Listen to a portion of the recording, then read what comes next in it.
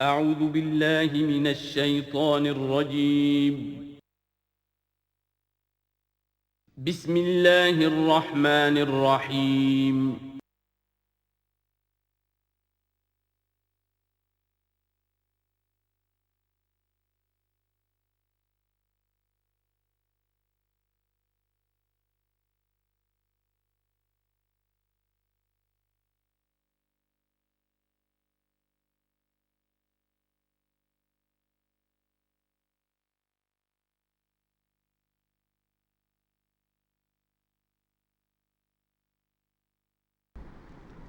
خواجہ از خون رگے مزدور سازد لال ناب، از جفائے دہ خدایاں کشت دہ کانا خراب، انقلاب ہے انقلاب۔ یہ اقبال کہتا ہوا مر گیا۔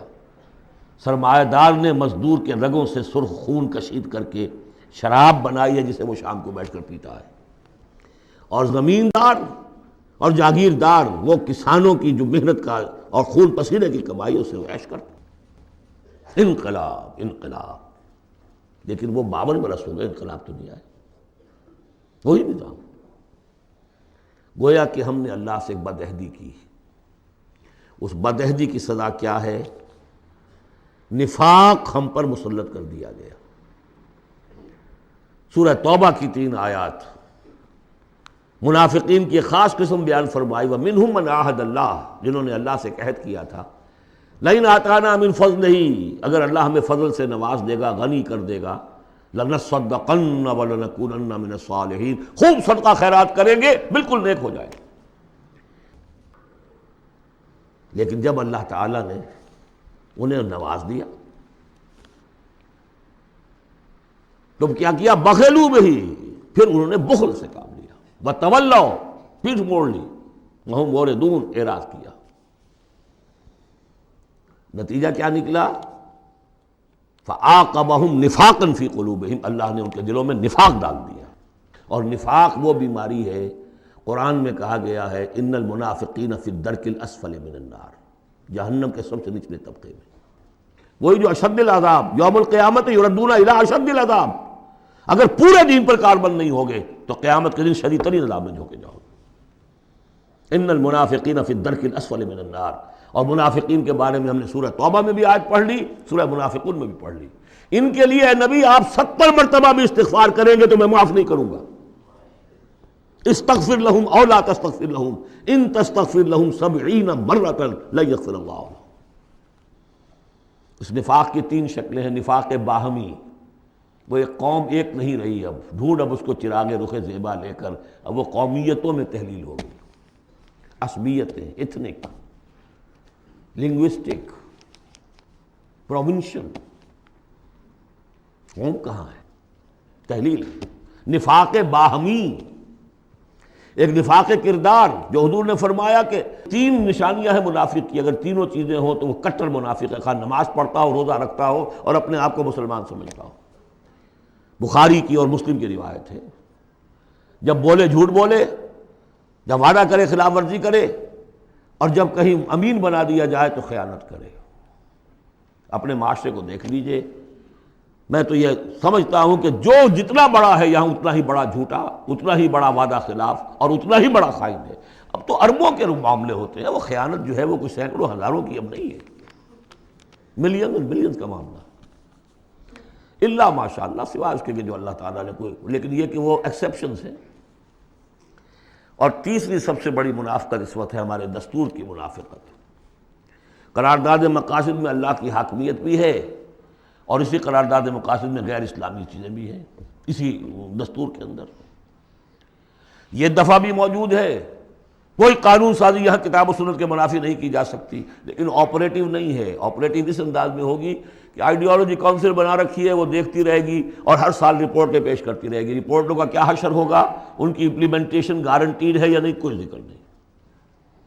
فیڈرل سید کوڈ بنائی، 2 ہتھکڑیاں بھی پہنا دی، اس کو 2 بیڑیاں بھی پہنا دی۔ دستور پاکستان بھی تمہارے دائرے سے خارج، جو جوڈیشل لاز ہیں وہ بھی تمہارے دائرے سے خارج، فیملی لاز میں تمہارے دائرے سے خارج، اور مالی قوانین بھی 10 سال کے لیے تمہارے دائرے سے خارج۔ اس سے بڑا مکر اور فریب اور اس سے بڑا جھوٹ اور اس سے بڑا دھوکہ کوئی نہیں ہو سکتا اسلام کے ساتھ۔ اب اس کی سزا جو ہے وہ بھگت رہے۔ نمبر 3، مذہبی دہشت گردی. کبھی سنی تھی اس نوعیت کی؟ کون کر رہے ہیں؟ چاہے وہ اعلی کار ہو باہر کے، ہیں تو یہاں کے، باہر والا آدمی کوئی آ کے نہیں کر رہا ہے تو یہاں کے اعلی کار بن گئے ہوں گے، وہ را کے ہوں، وہ موساد کے ہوں، کوئی بھی ہوں. لیکن یہ کہ اگر یہ مذہبی یہ تلخی نہ ہو تو یہ کور کیسے مل جائے انہیں؟ اس کے لیے آپ نوٹ کیجئے سورہ انعام کی آیت نمبر 65. اللہ نے اپنے 3 قسم کے عذاب گنوائے، جن میں بدترین عذاب یہ ہے. هو القادر، کہہ دیجئے نبی اللہ اس پر قادر ہے، ان یبعث علیکم عذابا من فوقکم، کوئی عذاب تمہارے سروں کے اوپر سے بھیج دے، او من تحت ارجلکم، تمہارے قدموں کے نیچے سے زمین پھٹ جائے، زلزلہ آ جائے، او یلبسکم شیعا، یا تمہیں گروہوں میں تقسیم کر دے، ویذیق بعضکم بعض بعض، ایک دوسرے کی طاقت کا مزہ چکھو. یہ 3rd type of punishment, divine punishment, جس کا ہم اس وقت شکار ہیں. 4تھے درجے میں معاشی اعتبار سے ملک تباہ ہو چکا ہے، دیوانہ ہو چکا ہے ملک. ادھر سے پھر ایک لہر بھی شروع ہو چکی ہے جس کی خبر دی تھی. دجال جو ہے 1 سال چند مہینے کا معاملہ ہے کہ جس میں وہ پوری دنیا میں پھر جائے گا، اور رزق کے خزانوں پر اتنا قبضہ ہو جائے گا اس کا کہ جو کفر کرے گا اس کو دے گا، باقی کسی کو نہیں دے گا. اور اگر رشیا میں ہو سکتا تھا کہ ڈبل روٹی نہیں رہی تھی، وہ جو فضاؤں میں جو سب سے پہلے گیا ملک، خلاؤں میں گیا، وہاں ڈبل روٹی نہیں ملتی تھی. وہاں ایک بوڑھی عورت کا فوٹو میں نے دیکھا تھا، شدید ترین سردی میں اپنا پل اوور دے رہی ہے ایک مچھلی لینے کی. یہ حال ہوا اس ملک کا. ہمارا جو حال ہوگا اس کو اچھی طرح سمجھ لیجئے.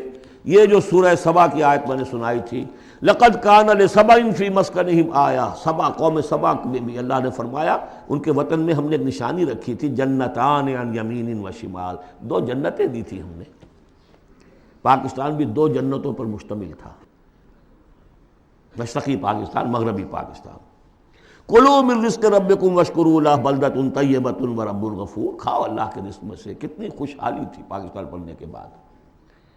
ہندوستان جیسی کوئی شخص داخل ہوتا تھا پاکستان سے، وہ کہتا تھا کہ ہم کسی بڑے ترقی یافتہ ملک سے اور بڑے کسی دقیانوسی ملک میں داخل ہو گئے، اور وہاں سے جو آتا تھا وہ سمجھتا تھا کہ ہم کسی ویسٹرن ملک میں آ گئے.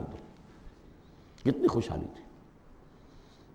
کلوا من رزق ربکم بلدۃ طیبۃ ورب غفور. فاعرضوا، جب اعراض کیا تو پھر کیا ہوا؟ پھر جو عذاب ہم نے بھیجا ہے، ہم نے ان کے دونوں باغوں کی جگہ پر بس کو ان کے لیے 2 جنگل پیدا باقی رہ گئے، جن میں کوئی پیلو، کوئی اور ڈیلے، کوئی کسیلی سے کچھ چیزیں پیدا ہو گئی، زیادہ سے زیادہ بیر. اللہ اللہ خیر صلی اللہ.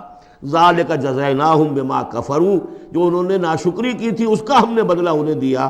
وہل نجازی الا الکفور، اور ایسا بدلہ ہم دیتے انہی کو ہیں جو انتہائی ناشکر ہیں. بہرحال چونکہ اسی ملک کو جو قوم سبا تھی، اس کے بارے میں آخری جو الفاظ آئے ہیں قرآن میں، فَجَعَلْنَاهُمْ أَحَادِيثَ وَمَزَّقْنَاهُمْ كُلَّ مُمَزَّقٍ، ہم نے انہیں بس کہانیاں بنا دیا کہ کبھی ایک قوم ہوتی تھی، اس کی بڑی عظمت تھی، اس کا بڑا تلطنہ تھا اور دبدبہ تھا، اور ٹکڑے کر کر کے اس کو ختم کر دیا.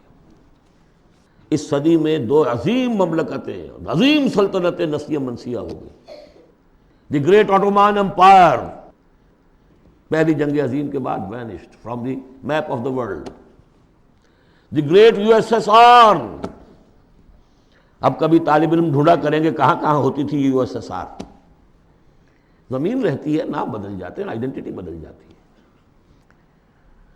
یہ تو میں نے آپ کو بتایا ہے قرآن اور سنت کے مختلف حوالوں سے کہ اس وقت پاکستان کی خصوصی حیثیت کیا ہے.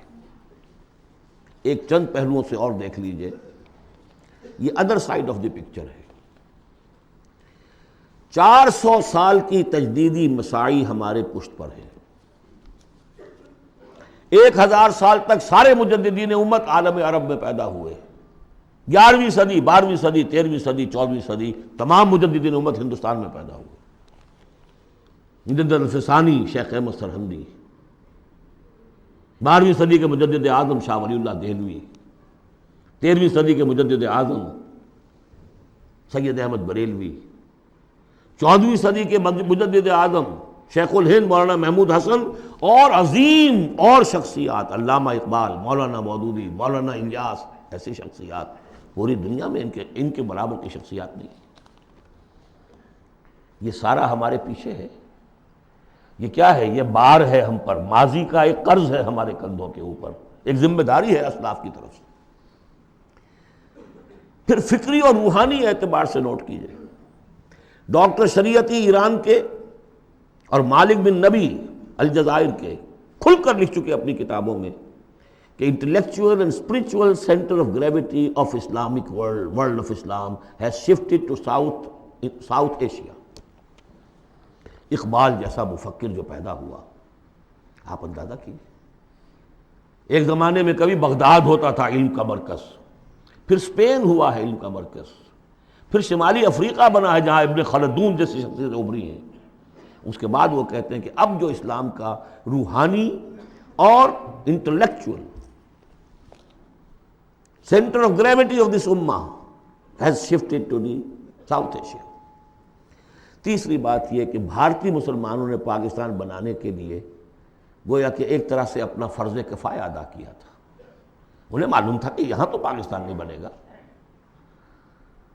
انہوں نے کس لیے حصہ لیا؟ کہ وہ اسلام کا بول بالا کرنے کے لیے، یا کم سے کم امت کا اکثر حصہ 2/3 تو بچ جائے اس سارے دباؤ سے کہ جو آ رہا تھا۔ تو اس حوالے سے ان کا بھی تو ذمہ داری کا بوجھ پھر ہمارے کندھوں پر ہے۔ وہ جو جھیل رہے ہیں آج، معاشی طور پر وہ پست ہیں، ملازمتیں انہیں نہیں ملتی ہیں، تعلیم گاہوں میں ان کو داخلے نہیں ملتے ہیں، ان کی زبان ختم کر دی گئی ہے۔ اب ہندی زبان میں ظاہر بات ہے کہ اب تو پھر بھی وہ ایک نسل، لیکن 2 نسلیں تو بیت گئیں کہ جو اس تعلیم کی، اس زبان کی وجہ سے وہ پیچھے رہ گئی۔ یہ سب کچھ ہوا، کیوں جھیلا انہوں نے؟ یہ جو ہم پہ گزری سو گزری مگر شب ہجراں، ہمارے اشک تیری عاقبت سوار چلے، تو جو کچھ بیت رہی ہے ان پر، جبکہ انہیں یہ سننے پڑتے تھے نعرے، مسلمان کے 2 استھان، پاکستان یا قبرستان، نکلو یہاں سے، تم یہاں ہو یہاں پر۔ اب تیسرا اسپیکٹ میں آپ کو بتانا چاہتا ہوں، کچھ پیشین گوئیاں ہیں نبی اکرم صلی اللہ علیہ وسلم کی۔ ان پیشین گوئیوں میں اس خطے کا بھی ایک رول ہے، میں تفصیل میں نہیں جا سکتا۔ پیشین گوئی ایک یہ ہے جو قرآن اس سے بھی ثابت ہے، 3 مرتبہ فرمایا کہ رسول کو ہم نے بھیجا ہے دین کے غلبے کے لیے، اور 5 دفعہ فرمایا کہ بھیجا ہے تمام انسانوں کے لیے۔ تو رسولوں کا مقصد، رسول صلی اللہ علیہ وسلم کی بعثت کا مقصد پورا ہو ہی نہیں سکتا جب تک کہ پورے عالم اسلامی پر دین جو ہے قائم نہ ہو جائے۔ بقول اقبال کے وقت فرصت ہے کہاں، کام ابھی باقی ہے، نور توحید کا امام ابھی باقی ہے۔ لیکن حضور نے خبر دی ہوگا، دنیا کے خاتمے سے پہلے کل روئے ارضی پر نظام خلافت علی منہاج النبوہ قائم ہوگا، اور اس کے قائم ہونے میں خراسان کا علاقہ اور عرب کے مشرق کے ممالک جو ہے وہ رول پلے کریں گے۔ ظاہر بات ہے کہ اس علاقے میں آ کر افغانستان خراسان ہے، اور خراسان کا ایک حصہ پاکستان کا بھی کے اندر بھی شامل ہے۔ یہاں سے فوجیں جائیں گی، اور یہ جو یروشلم ہمارے ہاتھ سے نکلا اسے بازیافت جو ہے یہ کریں گی۔ عربوں میں تو دم نہیں ہے، پہلے بھی عربوں سے چھینا تھا کروسیڈرز نے، 1099 عیسوی میں چھینا ہے یروشلم، اور لاکھوں مسلمانوں کو قتل کیا ہے کروسیڈرز نے، اور اس کے بعد 88 برس تک وہ ان کے قبضے میں رہا۔ عرب واپس نہیں لے سکے، کون لینے والا تھا؟ کرد خون، صلاح الدین ایوبی۔ اب پھر عربوں سے چھینا ہے انہوں نے، قوم بودی ہو چکی ہے، ان میں دم نہیں ہے، عیاشیوں نے اور دولت نے ان کو خالی کر دیا، کھوکھلا کر دیا۔ اب بھی کوئی لیں گے تو فرمایا کہ خراسان کی طرف سے جھنڈے آئیں گے، انہیں کوئی روک نہیں سکے گا جب تک کہ یہاں نہ پہنچ جائیں، اور یہاں ایلیا میں جا کر، یروشلم میں جا کر نصب نہ ہو جائیں۔ اس میں بھی ایک رول ہے پاکستان کا۔ میرے عرب کو آئی ٹھنڈی ہوا جہاں سے، میرا وطن وہی ہے، میرا وطن وہی ہے۔ میں نے 3 اسپیکٹ سے تو آپ کو جو ماورائے زمان و مکان فرائض ہیں ایک مسلمان کے، اللہ کے حقوق کے حوالے سے، رسول کے قرض کے حوالے سے، انسانوں کے حقوق کے حوالے سے بیان کیے، اور 3 ہی اعتبار سے پاکستان کا جو اسپیشل رول ہے۔ ایک تو یہ کہ جو ہماری جینیسس آف پاکستان ہے، اس کی بنیاد کیا تھی، قرآن میں اس کا بھی ذکر ہے۔ آج جس صورت سے ہم دو چار ہیں، منافقت کے 3 اسپیکٹس، قرآن میں اس کا بھی ذکر ہے۔ جو معاشی ہمارے ہاں بدحالی آ چکی ہے قرآن کا، اس کا بھی ذکر ہے جو سورہ سبا بھی ہم نے دیکھ لیا۔ اور جو اندیشے ہیں، مزقناہم کل ممزق جعلناہم احادیث، کہ بس کہانیاں رہ جائیں گی، کبھی ایک ملک بنا تھا، قائم تھا، اس کا عین امکان موجود ہے، بلکہ بین الاقوامی ادارے تو اس کو کہتے ہیں کہ ہوگا، بڑی جلدی ہو جائے گا۔ پچھلے دنوں وہ رپورٹ شائع ہوئی تھی امریکہ کی فارن آفس کی رپورٹ، کہ اتنے سالوں کے بعد پاکستان نام سے کوئی ملک دنیا میں نہیں ہوگا۔ اب میں چاہتا ہوں ذرا پازیٹیو سائڈ دکھاؤں، ہمارے پاس کچھ ایسٹس بھی ہیں یا نہیں۔ پہلی بات یہ ہے کہ چاہے کتنا ہی متزلزل ہے، کچھ ہے، پاکستان کے دستور میں اسلام جتنا آ گیا ہے، اگرچہ اس کی تکمیل جو ہے بہت مشکل ہے، لیکن اتنے حصے کو بھی نکال دینا کسی کے مائی کے لال کے لیے ممکن نہیں ہے۔ قرارداد مقاصد آئی ہے، اللہ کی حاکمیت کا اقرار ہے، گویا کہ نظام خلافت اصولاً دستوری طور پر پاکستان میں نافذ ہو چکا ہے۔ ایسے جیسے میں مسلمان ہوں، چاہے میں عمل نہیں کر رہا اسلام پر، مسلمان ہوں، ہمارا ہر شخص مسلمان ہے چاہے وہ عمل نہیں کر رہا ہے، اسی طرح پاکستان مسلمان ملک بن گیا ہے جب اس نے کہا sovereignty belongs to him and not to us۔ حاکمیت اللہ کی ہے، اور ہمارے ہاتھ میں جو اختیارات ہیں وہ ایک سیکریٹ ٹرسٹ ہے، اور یہ سیکریٹ ٹرسٹ استعمال ہوگا اسی حاکم مطلق کی دی ہوئی عائد کردہ حدود کے اندر۔ یہ ہے لا الہ الا اللہ، دستوری زبان میں یہ لا الہ الا اللہ، ان الحکم الا للہ لہ الملک۔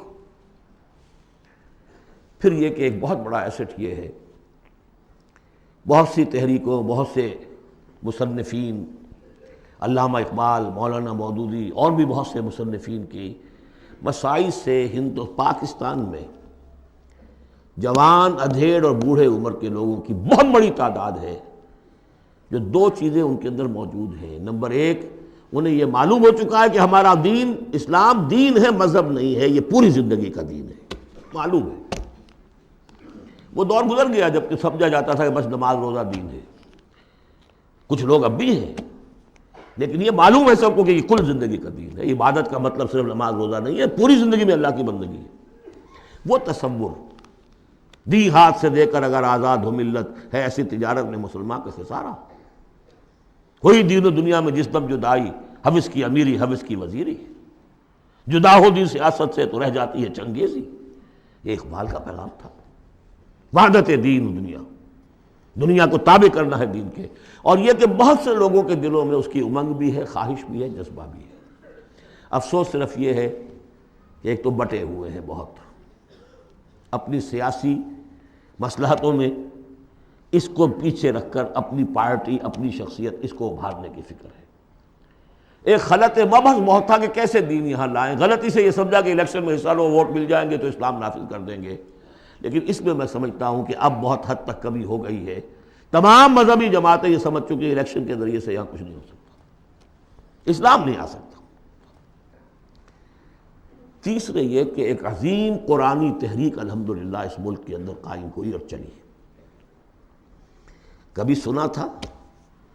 اپنے بڑوں سے پوچھ لیجئے، کبھی 6 گھنٹے بھی نماز تراویح کے لیے لوگ کسی مسجد میں رہے؟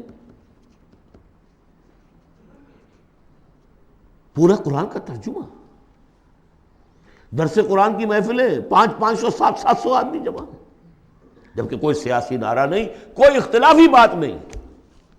جو لوگ رہے یہاں پر 25 دن جنہوں نے مجھے سنا ہے، کہیں کوئی اختلافی فرقے وارانہ کوئی بات؟ قرآن ایز سچ، قرآن سمجھو۔ یہ تحریک جو ہندوستان میں شروع ہوئی تھی شاہ ولی اللہ دہلوی سے، الفوز الکبیر انہوں نے لکھی، قرآن کا ترجمہ فارسی میں کیا، ان کے 2 بیٹوں نے اردو میں اس سے پہلے ترجمہ کرنا گناہ سمجھتے تھے لوگ۔ آج بھی بعض لوگ ہیں جو ترجمہ پڑھنے کو گناہ سمجھتے ہیں، بس قرآن پڑھو اور ثواب حاصل کر لو۔ ہے بہت بڑی جماعت بھی ہے جو یہ کہتی ہے۔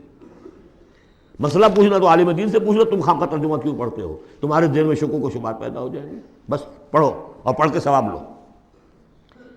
یہ شاہ ولی اللہ نے جب فارسی میں ترجمہ کیا، انہیں قتل کرنے کی سازش ہو چکی تھی، اس نے اتنا بڑا جرم کیا، اتنا بڑا گناہ کیا۔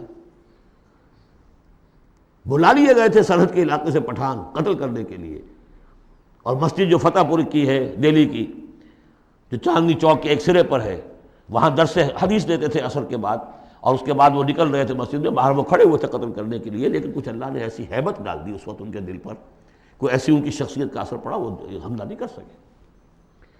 بہرحال یہ تحریک شروع کی انہوں نے، قرآن کو ایک اوپن کتاب بنایا، کھلی کتاب، پڑھو اس کو، سمجھو اس کو۔ لیکن الحمدللہ اس کا اگر یہ ملک نہ بنتا تو شاید یہ تحریک ایسی آپ کو یہاں نظر نہ آ سکتی۔ مواقع ملے ہیں ہمیں، اللہ نے ہمیں سہولتیں دی ہیں۔ آپ کو معلوم ہے کتنے مہینے تک ہر ہفتے الہدیٰ کا پروگرام جو ہے پورے ملک میں، جو یوں سمجھیے کہ نیشنل حکم پر ایک ہی وقت میں، اور وہ ٹیلی کاسٹ ہوا۔ غلغلہ ایک پیدا ہو گیا تھا کہ نہیں اسلام قرآن مجید کا، اگرچہ یہ کہ بر وقت جو ہے اس ملک کے اندر جو مغربیت کے پرستار ہیں، جلدی انہیں ہوش آ گیا کہ یہ تو طوفان جو ہے ہمارے لیے مصیبت بن جائے گا، تو اس کے لیے جو بھی کیا وہ آپ کو معلوم ہے۔ مجھے اس سے کوئی غرض نہیں، ویڈیوز ہیں، آڈیوز ہیں، میری دعوت پھیل رہی ہے دنیا میں، جہاں چلے جائیے آپ، جہاں اردو پڑھنے والے، اور اب تو میں نے 3-4 سال سے انگریزی کی ٹانگ توڑنی شروع کر دی ہے۔ امریکہ جاتا ہوں تو انگریزی کا، اس لیے کہ پہلے میں یہاں تو گھبراتا ہوں انگریزی میں تقریر کرتے ہوئے، یہاں کے لوگ بڑے حساس ہوتے ہیں کہ ذرا یہ لفظ انہوں نے ٹھیک نہیں بولا، اب وہ مسکرائیں گے، ان کے اپنے اپنے ایکسنٹ ہیں، اپنا ہے، وہ کیا بول رہے ہوتے ہیں، اور ان کی توجہ ہوتی ہے سننے کے لیے یہ کہہ کیا رہے ہیں۔ تو الحمدللہ کہ اب تو میں جاتا ہوں تو 1.5 مہینے میں ایک دفعہ، پچھلی مرتبہ میری ایک تقریر اردو میں ہوئی ایک جگہ پر، باقی سب انگریزی میں، پورا یہ میسج انگریزی میں جا چکا ہے، عربوں کو، لوکل وہاں کے افرو امریکنز کو، پھر وہاں سے ہو کر مختلف، وہ تو نرس سینٹر ہے امریکہ اس وقت، وہاں سے جہاں جہاں وہ چیز پہنچ رہی ہے، تو اب اس کا کوئی نتیجہ انشاءاللہ نکلے گا، اور اس کا مرکز اللہ نے اس ملک کو بنایا۔ یہ ہمارے وہ ایسٹس ہیں کہ جو ہمارے پاس ہیں، ہمیں دیکھ لینا چاہیے ہمارے کچھ ہے بھی کہ نہیں۔ اب آئی ہے بات کہ عملی اقدامات کیا ہوں۔ اس شعور کو اجاگر کیا جائے کہ اللہ کے دین کو غالب کرنے کی جد و جہد فرض عین ہے، nobody is exempt۔ یہی میں نے آپ کے سامنے بیان کر دیا۔ اگر دین قائم نہیں ہے تو ہماری عبادت جزوی ہے، ایک حصے میں ہم عبادت کر رہے ہیں اللہ کی، باقی دوسری زندگی کے ہمارے پہلو جو ہے اللہ کی بغاوت پر مشتمل ہے۔ یہ کام فرض عین کے درجے میں ہے، اور اس کے لیے عقلاً اور نقلاً لازم ہے کہ کسی نہ کسی جماعت میں آدمی شریک ہو، اکیلا تو یہ کام نہیں کر سکتا۔ اس کے لیے جیسا کہ میں نے عرض کیا تھا، عقل عام بھی کہتی ہے انقلاب، نظام بدل دینا کسی ایک آدمی کے بس کا روگ ہے، ایک پارٹی چاہیے، حزب اللہ چاہیے۔ حضرت موسیٰ کی قوم نے کوڑا جواب دے دیا تھا تو معاملہ وہیں کا وہیں رک گیا۔ حضور کے ساتھیوں نے ایک جماعت کی شکل میں اپنا، جہاں حضور کا پسینہ گرا وہاں اپنی خون کی ندیاں بہا دی، اسلام قائم ہو گئی۔ پھر احادیث دیکھیے، علیکم بالجماعہ، لا اسلام الا بالجماعہ، اور سب سے بڑی حدیث انی آمرکم بخمس، اللہ اے مسلمانوں میں تمہیں 5 باتوں کا حکم دے کر جا رہا ہوں، اللہ امرنی بہن، مجھے اللہ نے ان کا حکم دیا ہے، بالجماعت والسمع والطاعت والہجرت والجہاد فی سبیل اللہ، جماعت کی زندگی ہو اور جماعت بھی سم و طاعت والی، listen and obey, strong discipline, اور یہ جماعت کیا کرے گی؟ ہجرت اور جہاد کرے گی۔ یہ حدیث جو ہے ذرا نوٹ کیجئے کس قدر اس میں ایمفیسس ہے، انی آمرکم بخمس اللہ امرنی بہن، میں تمہیں 5 باتوں کا حکم دے کر جا رہا ہوں، اللہ نے مجھے اس کا حکم دیا ہے۔ پھر اس جماعت کے خد و خال ہم نے پڑھے قرآن مجید میں، حزب اللہ سورہ مائدہ میں، فإن حزب اللہ هم الغالبون، حزب اللہ کے یہ اوصاف ہیں، حزب اللہ اللہ کی پارٹی۔ سورہ مجادلہ میں شیطان کی پارٹی، حزب الشیطان، اور اللہ کی پارٹی۔ اس جماعت میں ہر فرد کو ہونا چاہیے، البتہ اس کے لیے یہ نہیں کہ میں صرف اپنی جماعت کی بات کر رہا ہوں، کوئی جماعت ہو جو آپ کو سمجھے، آپ کی سمجھ میں آئے کہ یہ ٹھیک ہے، یہ دین کے لیے صحیح کام کر رہی ہے، اس میں شامل ہو، تاکہ کوئی شخص بھی اس سے محروم نہ ہو۔ جیسے حضور نے فرمایا بلغوا عنی ولو آیۃ، پہنچاؤ میری جانب سے، کہا ایک ہی آیت پہنچاؤ، میرا کوئی امتی بھی تبلیغ قرآن کے فریضے سے محروم نہ رہ جائے، اس لیے کہ پھر میرا امتی کیسے ہوا؟ میرا امتی ہے تو اسے تو قرآن پہنچانا ہے، ایک آیت پہنچاؤ۔ باقی جو لوگ اپنی زندگیاں وقف کر دیں، ان کے لیے کیا کہا ہے؟ خیرکم من تعلم القرآن وعلمہ، تم میں سے بہترین لوگ وہ ہیں جو قرآن سیکھیں اور سکھائیں۔ وہ اپنی زندگی وقف کر دیں۔ اس حوالے سے کسی بھی جماعت میں جس پر دل ٹھک جائے، اگرچہ اس کے 4 خصائص ضروری ہیں جو آپ کو تلاش کرنے چاہیے۔ نمبر 1، ڈکلیئرڈ ایم ہونا چاہیے اقامت دین، دین کا غلبہ، نتھنگ شارٹ آف دیٹ۔ کوئی جزوی بات، کوئی سماجی اصلاح، یہ سارے کام اچھے ہوتے ہیں، کوئی خدمت خلق کا کام بہت اچھی بات ہے، لیکن یہ کہ ہر شے کا اپنا ایک مقام ہے۔ جماعت ہونی چاہیے جس کا مقصود ہو اللہ کے دین کا غلبہ، اقامت دین کہہ لیں اسے، غلبہ دین کہہ لیں، نظام خلافت کا قیام کہہ لیں، حکومت الہیہ کا قیام کہہ لیں، لیکن ڈکلیئرڈ ایم ہونا چاہیے۔ ان اصطلاحات میں سے کوئی استعمال کر لیجیے۔ نمبر 2، وہ ڈسپلنڈ ہونی چاہیے، سمع و طاعت، آمرکم بخمس اللہ امرنی بہن بالجماعت والسمع والطاعت، ہجوم نہیں، منظم، ایک امیر سے ان کا عہد ہو اطاعت کا۔ نمبر 3، اسے اپنا طریقہ کار کلیئرلی اسپیل آؤٹ کرنا چاہیے کہ ہم کس نہج سے یہ کام کرنا چاہتے ہیں۔ ایسے ہی مبہم سے نعرے لگا کر اور لوگوں کو صرف وقتی جوش دلا کر تو یہ نہیں، معلوم ہونا چاہیے طریقہ کار کیا ہے، اور وہ طریقہ کار انہیں دکھانا چاہیے کہ یہ ہم نے سیرت النبی سے، اس لیے کہ ماڈل وہ ہیں ہمارے لیے، اس سے اخذ کیا ہے۔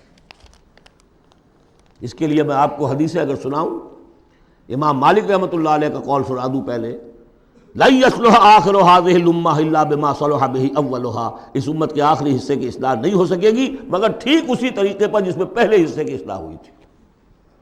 وہ سیرت النبی سے دیکھیے۔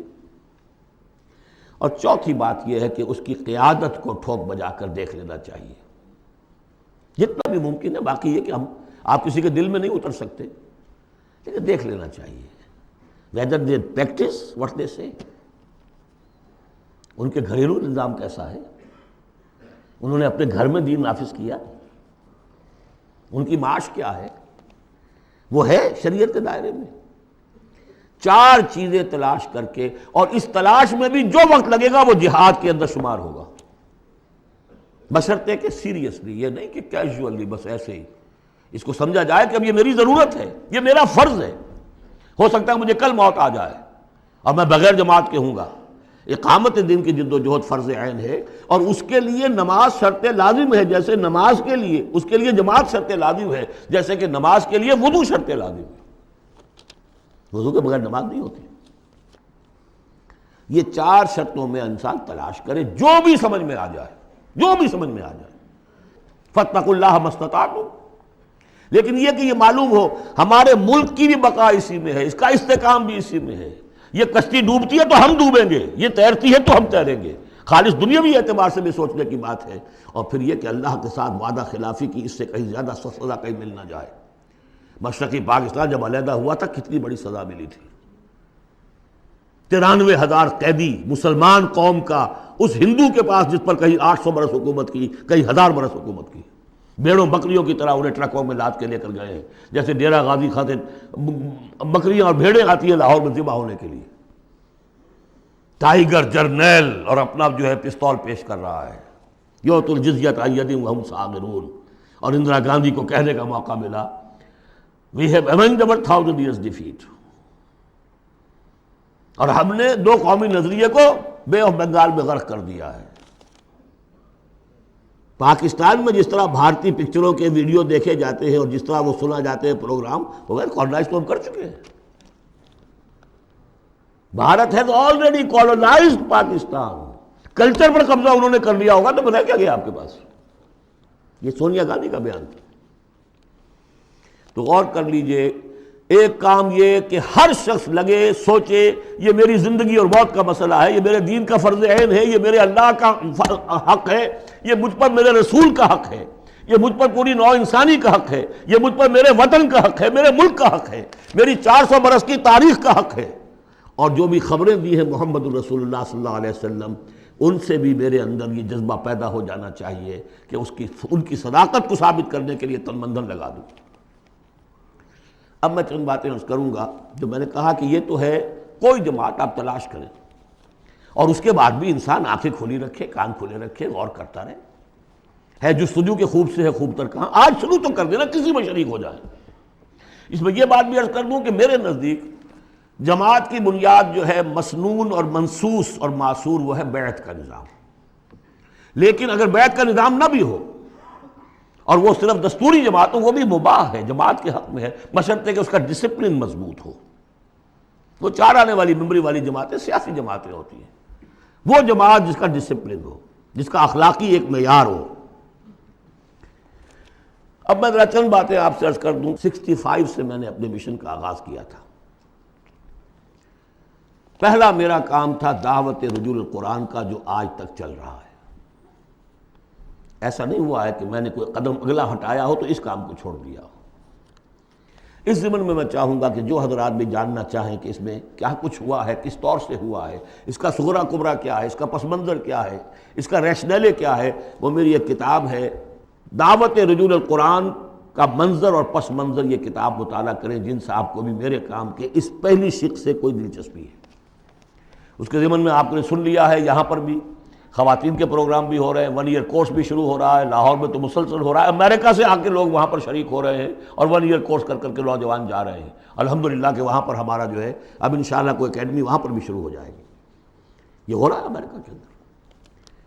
دوسرا کام جو میں نے کیا الحمدللہ اللہ کے فضل و کرم سے، ایک مختصر لیکن منظم جماعت تنظیم بیعت کی بنیاد، ایک مردہ سنت کو زندہ کیا آپ نے۔ میرا دعویٰ یہ ہے کہ بنیاد کسی جماعت کی قرآن، حدیث، سنت، سیرت اور 1400 برس کی تاریخ دنیا جو ہماری مسلمانوں کی ہے، 1300 برس تک کم سے کم کوئی اور بنیاد اجتماعیت کی ہے ہی نہیں سوائے بیعت کے۔ حضور نے کی بیعت، آؤ بیعت کرو میرے ہاتھ پر، آؤ مرنے کی بیعت کرو، یا پھر وہ بیعت جو عقبہ ثانیہ میں لی گئی تھی، بایعنا رسول اللہ صلی اللہ علیہ وسلم علی السمع والطاعۃ فی العسر والیسر والمنشط والمکرہ، بڑی طویل حدیث ہے، وہ میں بعد میں آپ کو بتاؤں گا بھی۔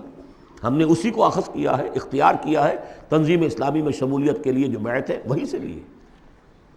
بہرحال ہم نے اس پر ایک جماعت مرتب کر دی ہے، ڈھانچہ بنا دیا ہے، نظام العمل بنا دیا اس کا۔ یہ نہیں ہے کہ بیعت کا مطلب یہ کہ اب آپ کو کچھ کہنے کا حق ہی نہیں، لا حول ولا قوت۔ حضور سے لوگ اختلاف کر لیتے تھے، حضور نے فرمایا تھا غزوہ بدر میں کہ کیمپ یہاں لگا دو، لگا دیا گیا۔ پھر کچھ لوگوں نے کہا کہ حضور اگر تو یہ وحی سے ہے تو ٹھیک ہے، سر آنکھوں پر، اگر آپ کی ذاتی رائے تو اجازت ہو تو ہم کچھ عرض کریں۔ فرمایا ہاں کہو، کہ ہمارا جو تجربہ ہے جنگی تجربہ، اس کی روح سے وہاں پر کیمپ ہو تو اچھا۔ فرمایا اٹھاؤ، اکھاڑو کیمپ یہاں سے لگا دو۔ تو مشورہ، شاورہم فی الامر، ان سے مشورہ کرتے رہا کیجئے۔ قرآن مجید میں حضور کو حکم ہے، مشورہ بھی ہو سکتا ہے، اختلاف رائے بھی ہو سکتی ہے، ذاتی تنقید بھی کیجئے۔ ہمارے ہاں تنظیم اسلامی کے اندر سالانہ ایک اجتماع وہ ہوتا ہے جس میں جو شخص چاہے آئے اور مجھ پر ذاتی تنقید کرے۔ باقی شورا کا نظام اپنی جگہ پر ہے جو الیکٹڈ ہوتے ہیں لوگ۔ تو ایک یہ کہ اس اصول پر ایک جماعت بنا دینا جو صرف پیری مریدی کا دھندا رہ گیا تھا، اسی لیے پہلے لوگ بڑے ہنسے، یہ بیعت پر جماعت۔ لیکن یہ کہ اب وہ جماعت ہے الحمدللہ، اب وہ ایک اوپن انسٹیٹیوشن ہے، اور اس کو ہم نے اس کا پورا نظام العمل بنا دیا ہے۔ اس میں اختلاف کی گنجائش ہے، اس میں اس طرح مشورہ ہوگا، اس طرح بات ہوگی، اور اس کے لیے 10 کتابچے ہیں چھوٹے چھوٹے، 50-50 60-60 صفحے کے۔ تنظیم کی بنیادی دعوت کو سمجھنے کے لیے وہ 10 کتابچے اس وقت یہاں نہیں ہوں گے، لیکن جس کا بھی ارادہ ہو جائے کہ سمجھنی ہے بات، اب جہاں اور جماعتوں کو دیکھنا ہے اس کو بھی دیکھنا ہے، یہ بھی ایک جماعت ہے۔ میں یہ نہیں کہتا یہی ایک جماعت ہے، جو بھی قافلے ہیں دیکھیے، سب کو دیکھیے، لیکن اگر تنظیم کو سمجھنا ہے تو 10 کتابچے چھوٹے چھوٹے۔ عزم تنظیم، تنظیم اسلامی کا تاریخی پس منظر، تعارف تنظیم، نظام العمل، میرا ذاتی حساب کتاب کہ میں نے دنیا میں کتنی جائیداد بنائی ہے، کب شروع کیا تھا تو اس کے بعد سے میری روٹی کہاں سے چلی ہے، اب کیا صورتحال ہے، ایک ایک پیسے کا حساب دے دیا۔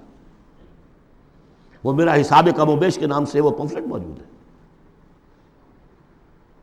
یہ ساری چیزیں جو ہے جن لوگوں کو اب سیریسلی بات کو سمجھ میں آ گئی ہو، سمجھ میں آئے کہ یہ میرا فرض ہے، آئی ایم ریسپانسبل، مجھے اللہ کی بندگی کرنی ہے جس کے لیے یہ کام لازم ہے، مجھے محمد صلی اللہ علیہ وسلم کا قرض ادا کرنا جس کے لیے لازم ہے، مجھے اس ملک کا حق ادا کرنا جس کے لیے یہ لازم ہے۔ یہ اگر آپ کو اپنے فرض کا احساس ہو جائے گا تو آپ تلاش کریں گے، جو تلاش کرے گا وہ پائے گا، جو اندہ یا بندہ۔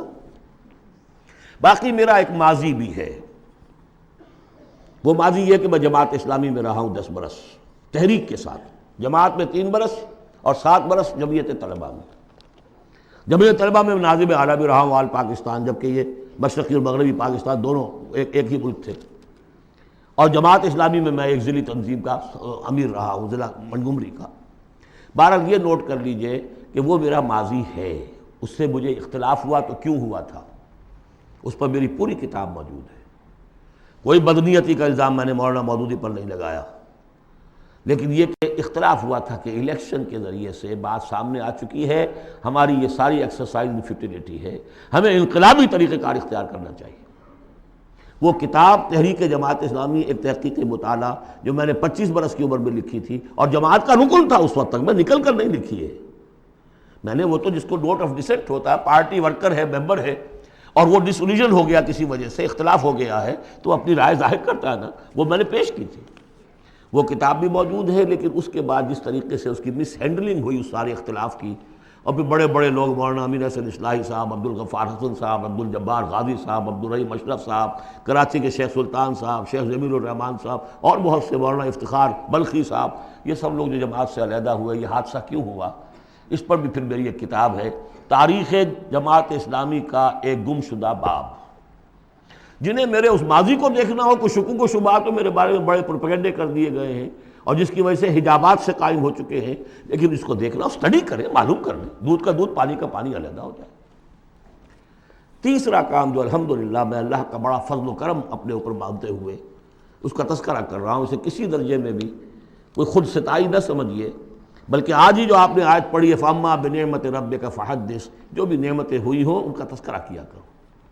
الحمدللہ کہ منہج انقلاب نبوی کے اوپر ہر اعتبار سے اس کو بالکل واضح کر کے، اور اس سے ہم نے ایک پروسیس اخذ کیا ہے۔ میں آپ سب سے کہوں گا اس کا مطالعہ کیجئے، سمجھ میں نہ آئے پھینک دیجئے اٹھا کر، کسی جگہ پر اختلاف ہو تو مجھ سے کیجئے بات۔ منہج انقلاب نبوی کتاب بھی ہے، کیسٹس بھی ہیں، آڈیوز بھی ہیں، ویڈیوز بھی ہیں۔ چوتھے درجے میں ہم نے تحریک خلافت شروع کی تھی، سن 91 میں میں نے یہی کراچی سے شروع کی، پھر اس کے بعد یہی کراچی میں خالق دینہ ہال میں نے 4 دن لیکچر دیے خلافت کے موضوع پر، اور اس کے بعد اگرچہ پروگرام یہ تھا کہ اسے ایک عوامی موومنٹ چلایا جائے، لیکن ابھی فی الحال ہم نے محسوس کیا کہ لوگ کچھ ہلنے کے لیے تیار نہیں ہیں۔ وہ ضرور دستخط کر دیتے ہیں، فارم پر کر دیتے ہیں، 2000 کا جلسہ ہے، 200 فارم ہمیں مل گئے، لیکن اس کے بعد ان کو ڈھونڈیے تو ملیں گے نہیں۔ لہٰذا وہ ہم نے صرف یہ رکھا ہے، محدود کر دیا ہے کہ جو بیعت نہ کرنا چاہیں ابھی اور تنظیم اسلامی میں شامل ہونا چاہیں تو وہ معاون تحریک خلافت ہو جائے۔ اور ایک ہم نے تحریک خلافت ایک بنائی ہے رجسٹرڈ باڈی، تاکہ خلافت سے متعلق جو بھی مواد ہے وہ لوگوں کو پہنچایا جائے۔ ماڈرن حالات میں ماڈرن سٹیٹ ہو، خلافت اصولی طور پر کیا تھی، اور خلافت حضور کے دور میں کیا تھی، اور خلافت اب کیا ہوگی، اس کو سمجھنا ہے دلیل کے ساتھ۔ اس کے لیے پیسہ چاہیے، اس کے لیے تعاون چاہیے، وہ کتابیں پھیلیں، چھپیں۔ اس حوالے سے یہ 4 شق ہیں میرے کام کے جو میں نے آپ کے سامنے رکھ دیے۔ تھوڑی سی بات اور کر دوں، میرا تعلق کن سے ہے۔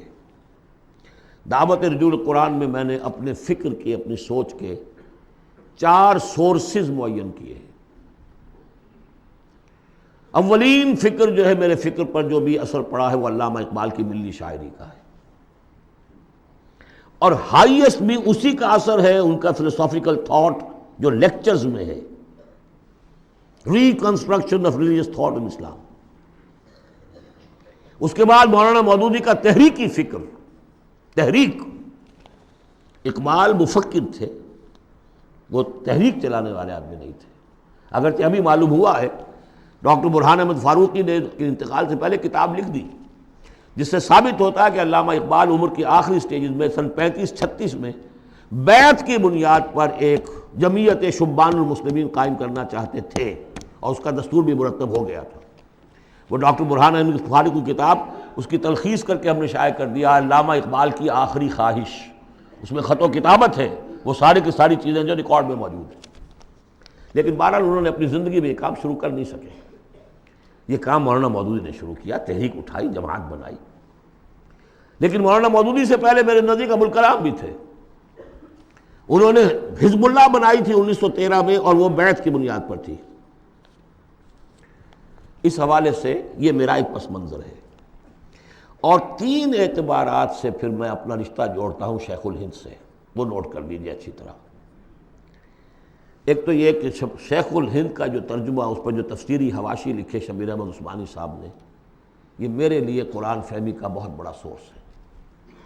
تفہیم القرآن بھی، تدبر قرآن بھی، لیکن تفہیم القرآن میں بھی ایک چیز جو ہے وہ تشنا ہے، اس میں دین میں تصوف کی جو چاشنی ہے، باطنی کیفیات، وہ اس میں نہیں آ رہی ہے۔ تحریکی ہے، زبردست تحریکی انداز ہے، تحریک میں وہاں سے لیتا ہوں، لیکن ایک اسلاف کے ساتھ جڑنا اور ایک یہ کہ دین کا یہ باطنی روحانی جو اس پہلو ہے، یہ میں ان شیخین سے لیتا ہوں، شیخ الاسلام شبیر احمد عثمانی اور ان کے استاد شیخ الہند مولانا محمود حسن۔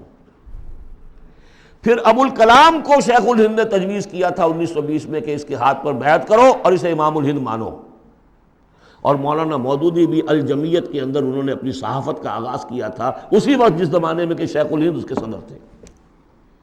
یہ سارے حقائق جو اس وقت بالکل نگاہوں سے چھپے ہوئے ہیں، یہ میری ایک کتاب ہے جماعت شیخ الہند اور تنظیم اسلامی، اس میں تفصیل کے ساتھ موجود ہے۔ یہ میں صرف اس لیے بتا رہا ہوں کہ جس کو بھی ان 25-26 دنوں کے اندر کوئی بھی تعلق خاطر قائم ہوا ہو، جو سیریسلی سوچنے کو تیار ہو، وہ ان چیزوں کا مطالعہ کرے۔ اب آخری بات ہے، من انصاری اللہ، کون ہے میرا مددگار اللہ کی راہ میں؟ اس مدد کی کیا کیا شکلیں ہو سکتی ہیں؟ سب سے پہلے تو یہ جو میرے فکر سے متفق ہو گئے، جو طریقہ کار ان کے سامنے آیا ہے اس کو انہوں نے مان لیا، اگر وہ مجھ سے واقف بھی ہیں اور مجھ پر اعتماد بھی کر سکتے ہیں تو تاخیر نہ کریں اور بیعت کریں اور تنظیم اسلامی میں شامل ہو جائیں۔ اس بیعت کی وضاحت میں ابھی اس حدیث کی روح سے کروں گا بعد میں۔ یہ نہیں اگر اس سے کمتر ابھی آپ چاہتے ہیں کہ کوئی نسبتاً کمتر معاملہ رہے ابھی بیعت کے معاملے میں، اتنا اقدام جو ہے فوری طور پر نہ ہو، تو یہاں کی انجمن خدام القرآن ہے، اس کے ممبر بنیے۔ 1 ایئر کورس شروع ہو رہا ہے، اس میں وقت نکالیے۔ آپ نے جو ہے مختلف پروفیشنل تعلیم کے اوپر کتنے سال لگائے ہیں؟ کوئی ایم ایس کر کے آتا ہے امریکہ سے، کتنے سال لگائے ہوتے ہیں؟ کیا 1 سال بھی نہیں نکال سکتے زندگی کا؟